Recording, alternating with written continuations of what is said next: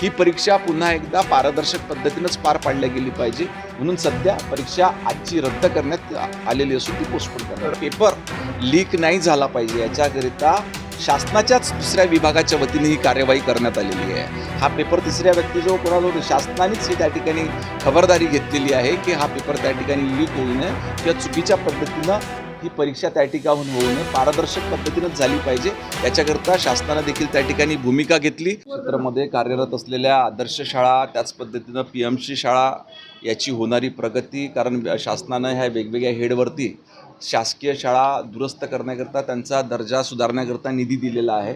त्याचा आढावा घेतला की ही कामे कुठपर्यंत त्या ठिकाणी आल्या आहेत.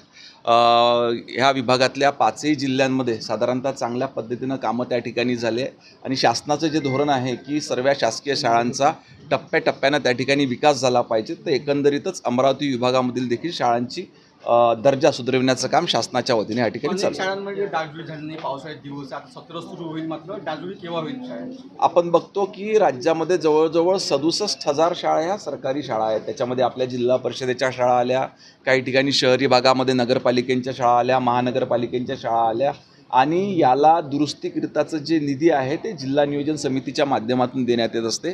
दरवर्षी याची प्रोव्हिजन देखील त्या जिल्हा नियोजन समितीच्या 5% निधी हा ह्या सर्व कार्यांवर खर्च करणे त्या ठिकाणी अपेक्षित आहे. आम्ही सर्व जिल्ह्यांच्या पालकमंत्र्यांना विनंती केली आहे की शाळांचा दर्जा सुधारण्यासाठी जास्तीत जास्त निधी याच्याकरता देण्यात यावा. सर, TAT नंतर नीटचा पेपर देखील फुटला. सध्याचं काय स्टेटस आहे? किती आरोपींना अटक केली? उलटं केलं तुम्ही. आज म्हणजे 28 जून रोजी संपूर्ण महाराष्ट्रातल्या 1028 केंद्रांवरती होणार होती. ही परीक्षा पारदर्शक पद्धतीनं त्या ठिकाणी झाली पाहिजे याची पूर्ण उपाययोजना शालेय शिक्षण विभागाच्या वतीनं करण्यात आली होती.